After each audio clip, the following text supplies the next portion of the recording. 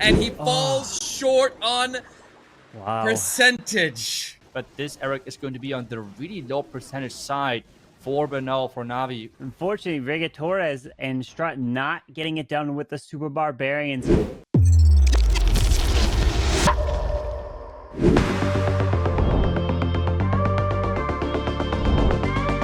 You know, I'm sure there's a good amount of people watching that has happened to you. Absolutely. But we're seeing a Skely donut coming in with the no, Skely's going in for the Clan Castle, so he's just going straight up for the Ground Expo and the Eagle. All right, Stadra. All right, but he doesn't have a poison, so he does have a blimp though, and he's got an Electro Titan, so he could actually go pull the CC with the blimp, and I feel like he would need to on this one here, but he invests the Warden and the balloons. He's doing something very similar to what Sinthe was doing. He does the Skely donut, going after all the defense, the big defenses, prioritizing them instead of prioritizing the CC building, but then he can have a Yeti bomb pop out of here, and he gets a full CC pull, secures it on takedown, balloons on the way to the scatter shot, but they missed the scatter shot. So he was able to get the majority of his value that he's looking for there, but missing that scatter shot, definitely going to need to be dealt with later on, but at least he got the Roar Champion out of the way with some invincible Headhunters under that ward ability. So he can work with this, he just has to go back for that, and he only has one small mistake holding him back right now.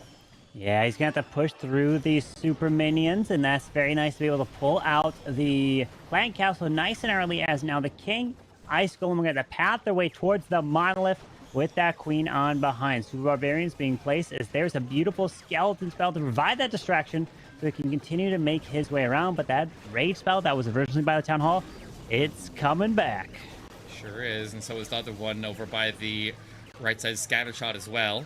Interesting base layout here. Like, it looks like it's a symmetrical base, but it's not quite. Those Rage Towers make a big difference there. But he sends in a couple of Super Barbs in for the right side. Giant bombs going off there, but they get inside the minimum to the scatter shot, and the Warden not able to clear them fast enough, and he perfectly calculated that there. The fact that he knew exactly how many Super Barbs he needed to get that scatter shot down is really what's impressive about these players. They never seem to overcommit, and they put in exactly what they need, and they're good at calculating that. And also, that's also a big part of the communication, so that your team is in your ear saying, hey, you need this here, they can see the HP of the buildings, but you can't while you're actively attacking unless it just recently took damage. So communication is extremely important. That's where the teamwork factor comes into this. And overall, Stadra is looking pretty strong here. Eric, there's like almost 40% left. Oh, geez, time. 30 seconds left. He's got to get a percent every second. Like, he's communicate faster. He's got to get more than a percent. Yeah, he's got to go faster. Especially with the defending king, there's no way he's got the time. Okay, but he needs to get 86% to get the tie. If he gets to 86% in the next 10 seconds here, then he can still get his team tied up here. If he gets 87%, they can take the lead. He's trying to push for it, but he has his hero abilities popped, and he's out of time, and he falls short on percentage.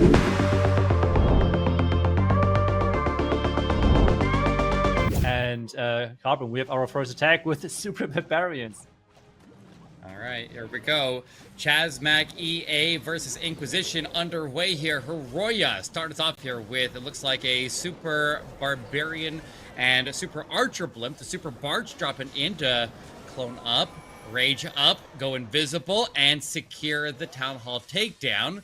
But it's pretty close to the edge of the base there, so I don't know how much of the base he's going to clear here with that, and that's going to leave up a lot deep in the core there. Yeah, the Monolith staying alive is always a big problem, especially with the back-end Roy champion.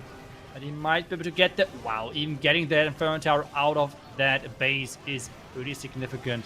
Now the Titan is getting at it. Really important that this Titan is eventually going for that Lavahound. Right now it looks like she's a bit far on the outside.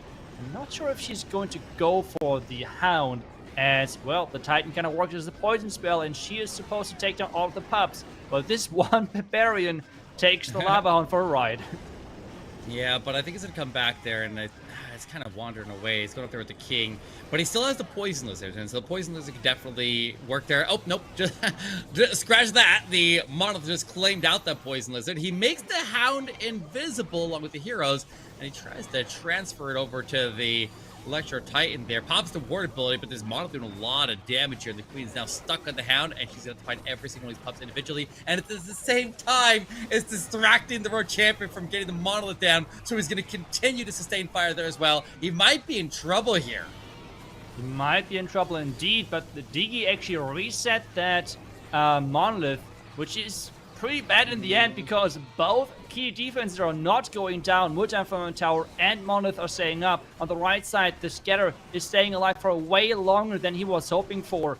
And this bottom side with the Multi-Inferno Tower, well, that is not an easy way to overpower this with Super Barbarians, and the defense seems like it's holding strong.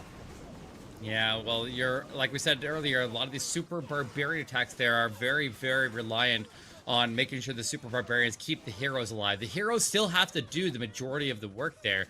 And so if you have something like the Monolith just wreaking havoc on the attack the entire time, then that's a problem.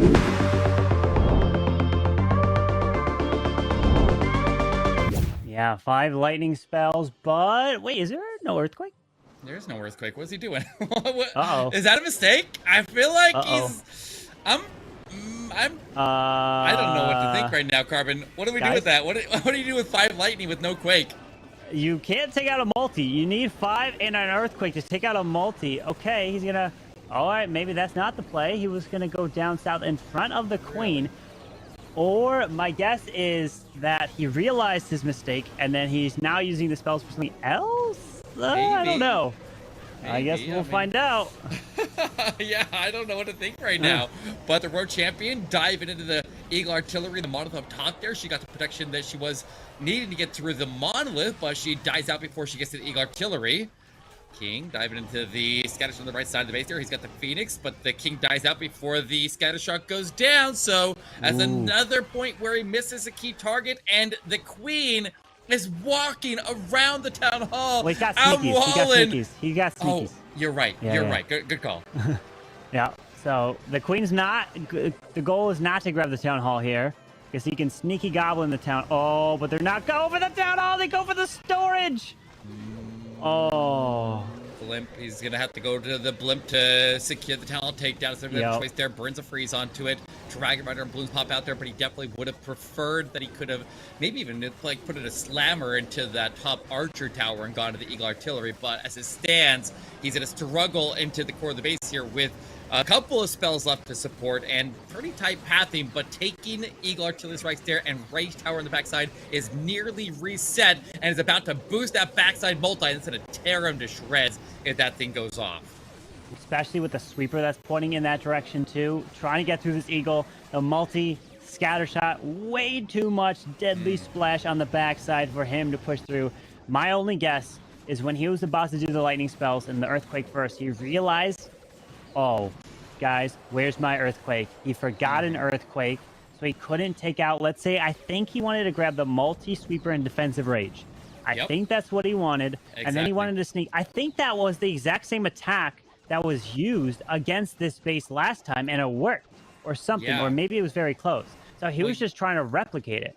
You think about it, if you destroyed those 3 buildings, obviously they're the last of the buildings standing in that area right now, so you would have saved a lot of balloons, but also getting the lightning to take out the Rage Tower would have pre-triggered it before the King got in there, and the King probably would have been able to power through that scatter shot, so that removes more. And so, yeah, I think this would have worked there, but he needed to recheck his army composition before he pressed attack, and he made a critical mistake even before the attack begun, and missing that earthquake on his bars ultimately is going to only get this one to an 85%, which is still a decent amount of percentage. They can still work with that. 86 is the final.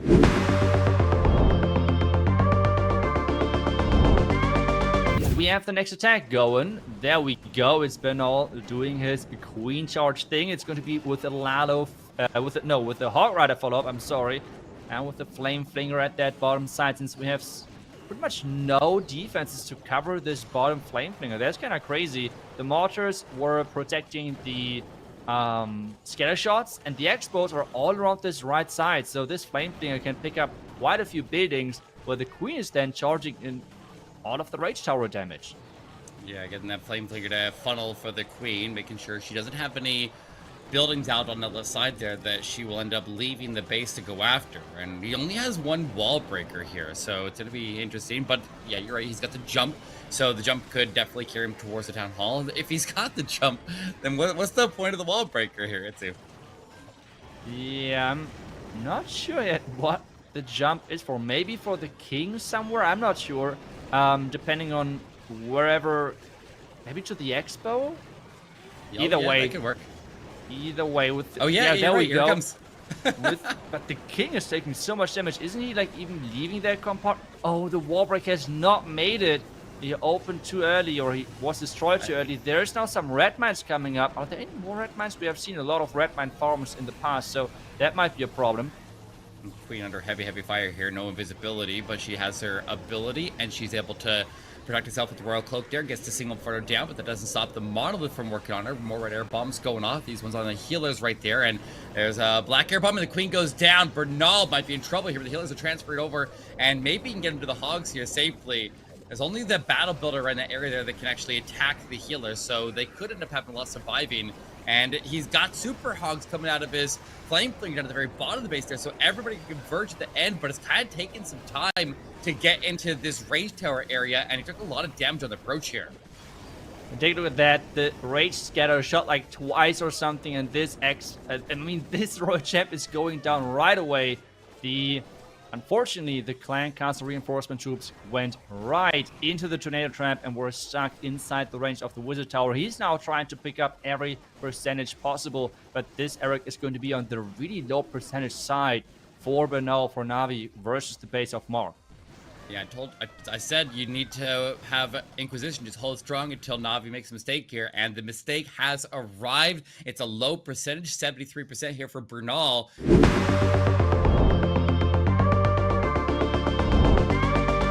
As Riga Torres is coming in with Super Barbarians. He's liking this attack strategy. Does have the Queen down to the right side. We're going to see balloons. He's not waiting, so he's going straight away with the balloons, with the ward, with the blimp, as the Eagle does activate, so it may get a shot or two off, but it doesn't. At least it goes for the balloons and not his Queen. Oh, wait a second. That blimp, did he open it early on accident? I'm not sure if, like, that warden ability, I'm not sure, was it worth it to invest it right there? He has not gotten the second scatter. Yes, he has cleared that entire compartment, but I'm not sure if that was worth it. Either way, I guess because you don't need that warden ability most of the time with Super Barbarians. They're working on their own. They're, like, really independent when it comes down to the warden support, because, well, they're working on the outside, just helping the other heroes, supporting them in a nice way. I guess that's why they're so strong, because they're being really nice in supporting King, the Royal Champion, as they're approaching those different compartments. So I think at the end of the day, it wasn't the worst, but I just hope that you kind of hope for that type of value while the Queen is charging into the Single Inferno Tower. Yeah, with that freeze to allow this Queen to continue her way to get towards that Town Hall and still have her ability intact. With 22 Super Barbarians still to use, but notice he's taking 2 more Super Wall Breakers to potentially help with some charges, as he's going to help take out the Multi-Mortar with his Queen. But the Queen now finds the Tornado Trap as she's getting spun into the Town Hall Poison. Oh no. And the red air bombs. No shot. That's always the risky thing when you're charging into the Town Hall section of a base with, well, having all of the red mines typically around there, because people are afraid of super minion blimps and so on. And now he has to really make this count. The skeleton spell is used to distract that monolith, but there is a lot of base left, and Strut are really struggling with those bases. It seems like it's a, I don't know, like, it's not those box bases, it's an anti-3-star setup with a lot of openings, which should typically work well for Super Barbarians, but just with having those key defenses further inside the base, well, that's just not working with the Super Barbarians, and it feels like it's going to be another 2-star for Strut, and Miniseam can keep their lead. Indeed, with it being in the 80s, they can then, if they get another triple, take a further lead. Unfortunately, Riga Torres and Strut not getting it done with the Super Barbarians.